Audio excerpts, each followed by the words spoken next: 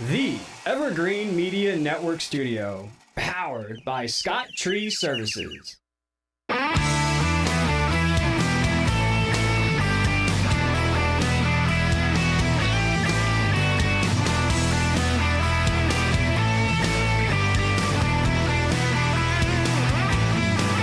I guess that's my cue. Hey, we're here. Hey.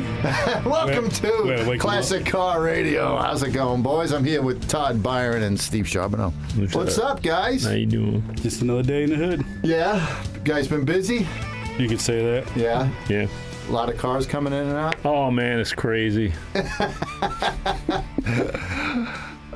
They come to your house and you say, hey, go to Steve. They ain't coming to my house no more, buddy.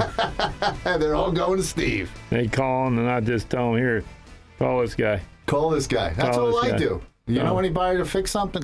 Call Steve. Yeah. Steve will do it. I just, With me, I made an obligation 3 years ago on some cars, and I can't get and my whole move in life was to be able to get these cars done. Right.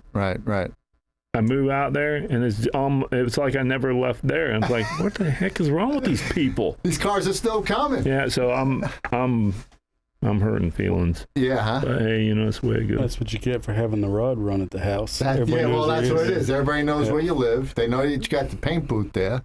Yeah. And that's what how many you got left at the house that you got to do? I got 57, the Buick. I've got the Thing. I've got the Jaguar race car. Right. And I'm painting that one right now. Okay. And Byron CL race car. And the Trino. Oh, okay. So you're dwindling down a little bit. Which I got car? rid of the Mustang. You got rid of the Mustang, right? I was going to say he's got one down. That's all fixed, though, right? Wasn't there a blinker issue or a steering issue with that? It had a horn issue. A horn issue. We had to change the harness in the column. Right. And then the brakes one of the lines was leaking a little bit, so we fixed that. Yeah. Yeah. I don't know. I think isn't my brother having some kind of issue with his blinkers and stuff like that? How's that coming? Finished it today. Oh yeah. Oh, so you can pick it up this week? Tomorrow. Oh, beautiful. I just want to wash it, and I want a clay bar. Yeah, because he said he was going to call me. I wasn't sure. I know you guys have been busy. I know that. Yeah, I got 3 cars all the same issue. Really? Yep. Your brother's car didn't have the little spring in the steering column. Right. And then Travis's car didn't have a spring in the steering column either. And then I got another Impala that's in there with the same thing. Jesus. So whoever had these columns apart didn't think that spring. Didn't so put that the spring back in. Little horn button sits in there and it just wears the horn button out, and then it just shorts out. Now with the Mustang, you had an issue now with the horn. Wasn't it with the blinker too? Wasn't there a wire being exposed and it was shorting out or something like that on that car? No, what it was there's 2 little tabs that run on the bottom of the steering wheel. Right. And that's what connects to the horn. Well, when I changed, we had it's an aftermarket hub for the steering wheel to go on it. And when they soldered the wire to the piece that touches those 2 little tabs, it was in the way of those tabs. So every time you turn the wheel around, it would catch the tab and break the tab. Gotcha. Well, Joe did it twice. Right. So the second one we put in there, I said, hey, did you figure out what was causing it? Oh, yeah, I don't know what it was, but it seems to be fine. I'm like, okay. When he backs it out, next thing I can hear him out there cussing. I'm like, what are you cussing about? I just heard this thing snap. I'm like, come on, man. That thing's like $130, plus it took you 2 hours to change it, Right, yeah. So you got to do it all over again. Yeah. And each time you do that, you got to pull the steering wheel, right? Pull the steering wheel, you got to drop the column because everything. The whole harness fishes down the column. Right. Yep. That's what's wrong with your brother's car. That little piece, the horn button was just cutting the turn signal switch wires. Right. That's what shorted his turn signals out.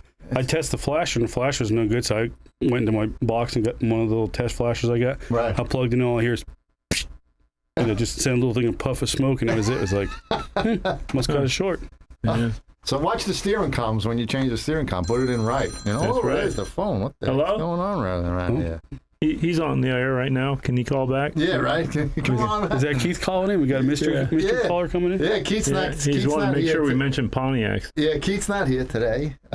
He's a little under the weather, but he did say, if you read that paper that he sent out, the lead story is Keith has a new humor column on Substack.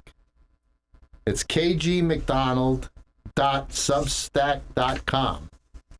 And he says, this week hurricane season is coming. Stuff cold weather has forced him to write some handy hurricane tips. You could subscribe for free, or a paid subscription will help Keith with his pizza expense. So if you want to pay, Keith could get more pizzas from Domino's, I guess. I think he needs to lay off the pizza. Shouldn't he be paying us for our knowledge? That's what I'm thinking. Yeah. Yeah, what are we here for? Yeah, right. Where would we go wrong on this? Humor? Yeah, right. What the hell is Substack? I don't know. Yeah. I've never, Jesse, any ideas what Substack is? If you're the... I think it's a place where you can post your writings basically for free, and kind of like a YouTube for writers. Oh, that's it? I think so. It's not video or anything No, I don't like think that. so. Okay. So boring Substack. Okay. Substack. Yeah. Well, if he was funny, I think it would be good. But sometimes he's not really that funny, so I don't get how much He thinks he is. Well, yeah, he thinks he's funny, but sometimes it boggles down a little bit. Who knows? Yeah. So yeah, he's got a whole list of stuff. He's sitting in his chair right now. Who's got time to sit there and read somebody's crap? No, you know what it is. A lot of people, if you're on Facebook, if you're on all these things, people just write about anything. Same thing with this TikTok that's going all to China. Yeah, I mean, it's ridiculous. These kids are going crazy with this TikTok. I mean, some of them they can't live without it because they're making money. How much money can you make on TikTok? I don't know. Apparently, some of them must make a lot of money. Yeah, some people make millions on there. Really? Yeah. And what? The more likes you get, the more money you get from people. Yeah, I guess the more people that like it and view it, I guess. Well, maybe we should be on money, TikTok. Maybe make some cash. What do you think? Yeah. Hey, can we put the show on TikTok? Yeah. Because what are we on, Jess? We're on Facebook Live. You're on Facebook. You're on YouTube. Right. You're on the radio on the Patriot. Patriot Radio 107.9 WAXE. Yep. You guys are on podcasts. Wherever you get podcasts, you can find you guys. And just Google or whatever is Classic Car Radio. Yeah. Yeah. Just search Classic Car Radio podcast or show, and you'll find it. Okay. And maybe we can put some highlights on TikTok there for you. Oh, there we go. Yeah. Okay. We'll be up there. A quick story from thedrive.com. Keith said something. In case you missed it, there's been a lot of discourse surrounding electric vehicles. We've been talking about electric vehicles a lot. That we think they're going to, fade out. Hopefully they'll fade out. Who knows? Yeah, before they destroy the earth. Yeah, electric vehicles and their tires. Not only do EVs wear through their rubber and roads quicker because of their relatively extreme heft, but the instant power they put down also accelerates the process. Owners are shocked to learn this firsthand because the J.D. Power reports that daily drivers chew through tires like they're going out of style. And not only that, many were supposedly never told this would happen. Do you guys hear about anything like that? Yeah, we have a couple of Teslas that come in the shop. They're not the all-wheel drive ones. They're putting tires on like every 6,000 miles on the rear because they're ripping them. Really? Oh, yeah. Well, and those are just, they have a motor on each tire, right? Yep. Well, so I know the Rivian does. The Rivian pickup has motor on every tire. Some just have the rear-wheel drives, and then some have all-wheel drives. Oh, okay. Yeah. Yep. Unbelievable. Now the all-wheel drive, is it motors on all four wheels, or is it like a... Yeah. And it's got to be easy. I saw one guy do, I think on a YouTube channel, he hooked up sort of like an alternator to his tire to charge the batteries as he's driving. That's why I want to know, why haven't they done that? I saw one guy do it. I don't know if he did it on, if he rigged it on his own or what, but as he's driving, he's got, I don't know if he had it on all four tires or just the two rear ones. That's what I don't understand. Why do they make an electric vehicle that can't charge itself? You make a gas-powered vehicle that charges itself. Right. Why can't you do that with an electric vehicle? I don't know, maybe they can't figure out the alternator, how much it needs to charge. It's like the old... They've got to come up with something. The 2002 Beamer where the alternator runs off the axle. The technology, they lost all the technology back in '69 when they got to the moon, and the technology can't get there now because they lost all the technology. So, see, I was going to go into this conversation about, this is coming from the guy that thinks the world's flat. The world's flat, right. I do. He's a flat earther, yeah. I'm a flat earther. Here's the reason why they won't make the cars charge. And you should know this. Yeah, because there ain't no money in it. No. Well, not because of that. It's all the politics about putting up these charging stations at like $30,000 a pop. Yeah. You plug your car in, They know everything you've been, how fast you've gone, where you've been. They can track every little thing you do. Oh, yeah. That's why I never own one. Yeah. Buy something that don't have no tracking device. Read the clause on them when you plug them in. Oh, yeah? Oh, yeah. They can tell you how fast you've gone, what speed zones, where you've been. They can track every little thing. Like when you do a crime and they check your GPS, like, well, you were right at her house the night it happened. Right. Like when they track your phones and all that stuff. Yeah, through the cell towers. They track everything in the car, too. Yeah, I used to do that all the time. People would tell me, "Oh, I didn't kill that person." Yeah, well, your phone was right in the house the same time when it happened. Right. So, yeah, I don't know what they're going to do with this electric stuff. I don't know. People are finding out, and then the tires cost extra because some of the tires, if it's one of the all-wheel drive cars that has the bigger batteries, right? They take an extra load tire, so it's it's not as costly as a truck tire. But if a tire costs you $126. Well, the extra load tire is going to cost you $160 a tire. Right. And then they don't last as long either. See, that just goes to show that vehicle right there is way more money for operating, maintenance, and everything. But it's $20,000 for a battery. So how much did you save in fuel? Right. You're going to make more money on that. Well, that's how they look at it because they're going to make more money on that vehicle. Yeah, the Priuses, they were like $7,000, $8,000 a battery when they first came out. Wow. Well, how much money did you save now, sucker? Yeah. That's what I'm saying. Yeah, I was talking to a guy the other day. He happened to read an article about electric cars. He didn't realize that you had to pay to charge it. What do you think it's free? He just thought that, of course, you bought an electric car. You just pull up, you plug in. I didn't know I had to pay. Yeah. Well, somebody's got to pay for the electric. You know what I'm saying? So I'm like, oh, geez, I don't know. You talk about the Prius. When I had Perfection, the Priuses just came out, and we got one that was drilled in the back, and it destroyed the battery to the point. I can't remember what the problem was, but we had to put a battery. It needed a battery. Right. It ended up totaling that car out. The car is brand new, man. Brand new, because it needed a battery. That's it. I mean, it had some extensive body damage. It needed a rear body panel, gate, bumper, both quarter panels. Right. Because it got smushed in the back, and the battery is right back there in the back. When you replace that battery, the whole interior's got to come out, right? Because it's underneath the floor. Is that where most of those batteries are? Yeah, in the back seat area. Okay. Yeah, the Kia, what is it? Or a Hyundai, the Ioniq, whatever the thing is, the electric car. Yeah. They had one of those that it hit something on the road, so it cut the bottom of the floorboard, but it damaged the bottom of the battery. Right. The car had 1,700 miles on it. Oh, wow. The repair was $8,000 more than the guy paid for that car brand new. Really? Yep. Crazy. That was all over the technician group on Facebook. Oh, yeah? All right. Crazy. Well, we got to take a break, so we won't be talking about the batteries when we get back. We'll figure something out. Break some more electric We got a whole bunch of stuff we could talk about here, plus some car shows. All right, so we'll be right back after these words.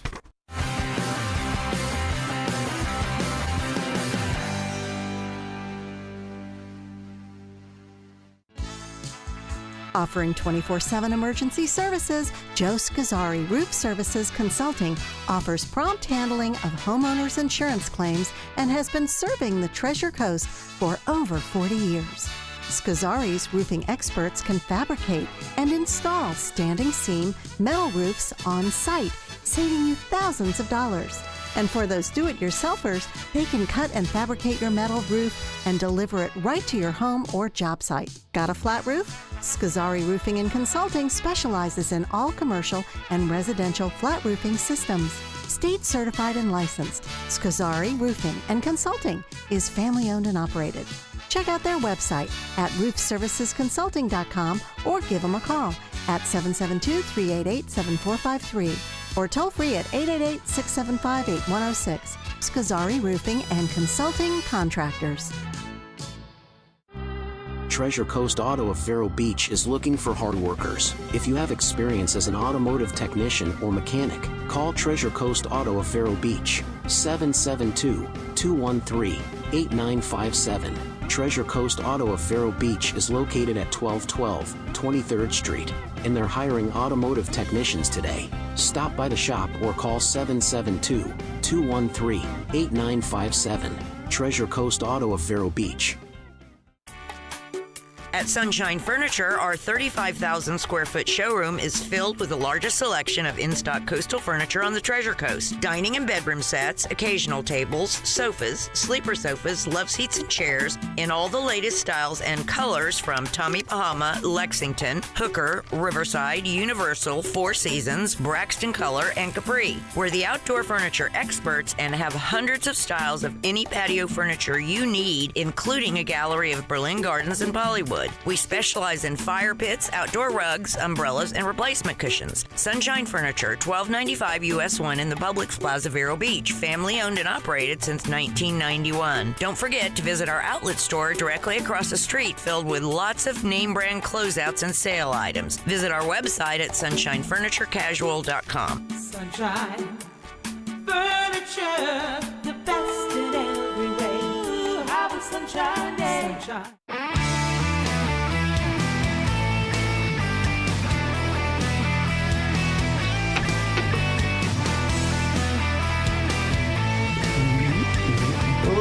Hey, we're back. Classic Car Radio Show. We're back. We were talking about electric stuff, and as usual, it's when we get done, Jesse adds his two cents in. So, Jess, tell us what you heard. Go ahead. Yeah, about guys. the vehicles. Yeah, I was reading an article in Central Florida. They're building a new toll road, and apparently on this toll road, it's going to be where if you're driving on an electric vehicle on the toll road, it'll charge your car automatically as you drive down the road. Now, how do they charge for that? Through the tolls? I think it's through the tolls. I guess everything's going to be through the tolls. Yeah, I think so. Nothing is free. It's all about revenue, bro. Right. I just don't. $25 a mile. Yeah. And what they were talking about it on the other day, that they had billions of dollars, for these charging stations, and they built 4 so far. Yeah. So our president's doing a really good job with this charging thing. Oh, he is. Dude, he's on it. He's just slow. Yeah. He's just a little slow. Yeah, he doesn't even remember where he is 90% of the time. Ain't that the truth? All right. NASCAR finally ran wet tires in a points race, and nobody got hurt. The Cup Series ran Groove Goodyears, and it was a big success. Did you guys watch any NASCAR over the weekend? I guess they were in, where were they? In Richmond. And it was raining, and the fans were all pretty happy about that. As the race started nearly on time, there were no accidents to speak of. A win-win then. The entire 36-car field ran with the wet weather tires for the first 30 of 400 laps around the short oval before NASCAR called the competition caution. From then on, they ran slick. So I guess once it dried up, they put the regular slicks back on. Huh. You guys didn't hear anything They put about wipers on them things now? Yeah. Yeah. One wiper. They're putting. Oh, really? Why didn't they just put Rain-X? I don't know. Because the wiper, I would think they have that thing that they peel off. They peel off the tear on the windshield. Yeah, that's got to do something. If it's raining, it's got to do something with the tear off on the windshield. Yeah, they have one wiper on them. I don't know if I could do that. I don't know if I would drive 160 miles an hour ovals in wet road. Me neither. But if they can make it stick, I guess it's okay. That's the biggest thing, is making it stick. High-speed bumper cars, that's all. Yeah, right. Yeah. I mean, that's that way on dry ground, let alone wet road. Yeah. They're talking about making them go to that little racetrack. I can't remember the name of it now. But Bristol? No, smaller than that. It's like, it's the little ARCA cars race on it, I think it is. But it's all over the Facebook every time you go in it. The guys are hitting one another, and then they got into a fight.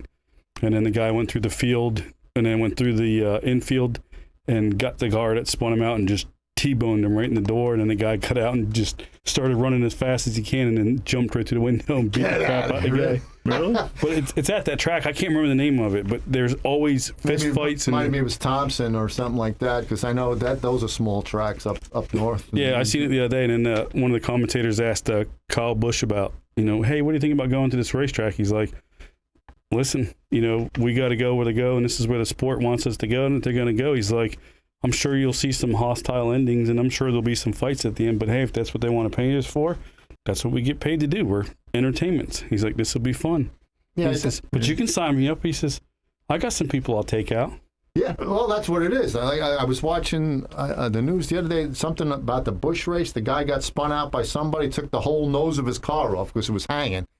And as the guy that spun him out went by him, he threw the whole the bumper, the whole front of the bumper on the other guy's car. It's like, hey, look what you did to me, you bastard. You spun me out, you know? Yeah.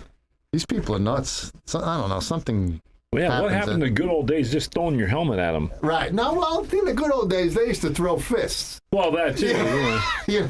Yeah. But now, when these guys try to, you know, they're so... I don't know, the guys that race now, they're what? They're like 5'5", 110 pounds heavy, you know. Back in the day, some of these guys were pretty big. You get a guy like Ryan Newman coming at you, you're going to get out of the way. Yeah. You know? That's right. Michael Waltrip, yeah, that's pretty big. Waltrip, he's pretty tall. Dale Earnhardt Jr. Michael Waltrip, they invented the roof opening flap to get people out of the car if they ever flipped the car because he was too tall to get out the window. Yeah, he was a tall guy. Yeah, they're speaking about that the other day. Kyle Busch's kid, Braxton, was in Carl Larson's car, and he's like, hey, I can fit in Kyle Larson's car. Right. Well, he's a little... Kyle Larson's, I think, is only like 5'2", 5'3". Yeah. He's really small. It's pretty funny, though, because it was all over the news. They were picking on him about it. Yeah, they quit throwing helmets at cars because they bounced back and hit them. Car come out, boom, took him out the other, knocked out on the ground, you big dummy. That's what you get for trying to hit him with a helmet. Yeah. Bounces back at you. This track is like the Coliseum is how small it is. I can't remember the name of the track. That's how small it is. It's a very small track like the Coliseum. Oh, like the Coliseum track when they did the first race. Yeah. I don't like that they do it out in L.A., that first race. They used to do That's crazy. They used to do it in Daytona. Now they're not doing it in a little small track. That's why I don't watch that anymore. Yeah. They just change it up so much, it's not even fun anymore. It's entertaining, though, because you get that many cars on that little track. Now, a race on the track, yeah, that small track would be cool, but, to change the schedule like they did is... They're just trying to get, I guess, more people to watch it, I guess. I don't know what's going on with NASCAR lately. They like I said, I think I said it 2 weeks ago, all the cars look like little Matchbox cars now when they get flipped over. Yeah. Everything it's all smooth underneath. You don't see anything. Yeah, it looks like a prototype. It's supposed to be more aerodynamic, but the cars are still flipping over, so I don't know what's going on. I think they just... But how can you call it stock car racing? Because it's not... It's not really a stock car. Here it is. Jesse brought up the clip there. The guy ripping... Can you play that, Jesse? Yeah. There's the guy ripping the bumper off the car. Look, he's ripping it off, and then he's waiting for the guy to come by. Hope that thing don't come back at him. He's waiting, and then he throws it. That's funny. That's good. Yeah. It says crime on it. Race against crime. He's committing a crime. Yeah, he's vandalizing. Right. He stole the guy's bumper. That's pretty good, man. Yeah. That's crazy. Look at this. That's nice. That's funny. So if you listen to us live or watching it on Facebook, you get to see the video. Yeah. What else we got going on? Auto history. We'll do a quick history. 1961, April 1st, Plymouth Barracuda was introduced. I didn't know they were around in 61. What else we got? 1969, the last Chevy Corvair rolled off the assembly line. Phew, thank God. Did you guys like them at all? The Corvair? No? I think they look cool. Right. If you could, rest them on them or something like that. Yeah, that'd probably be cool, but their power plant's junk. Yeah. 1970, AMC debuts the new Gremlin. Yeah. I didn't know it came out in the 70s. I thought it was later than that. And the 1967 Department of Traffic begins operation. April 2nd, 1953, David Robinson, drummer for the rock band Cars, was born. So that's history this month. What else we got? Oh, look, he's got more. I got a minute. April 3rd, 1987, Bill Elliott sets a NASCAR qualified record of 212.809 at Talladega. That's a good speed for Talladega. Yeah. April 5th, 1923, Firestone Company begins production on inflatable tires. And April 7th, 1947, Henry Ford, the founder of Ford Motor Company, dies at his estate in Dearborn, Michigan at the age of 83. I'm sure there was a lot of people happy about that because he wasn't really well liked. No, he wasn't. So we're going to go on another commercial break because we're at that time. This is going to be a long break. And when we come back, we'll do some tech talk. We'll see what else is going on. We got a couple of car shows. This is what are we? Classic Car Radio. Yeah, Classic Car Radio. Vero Beach. Listen to us on 107.9 WAXE Saturday from 2 to 3. We'll be right back.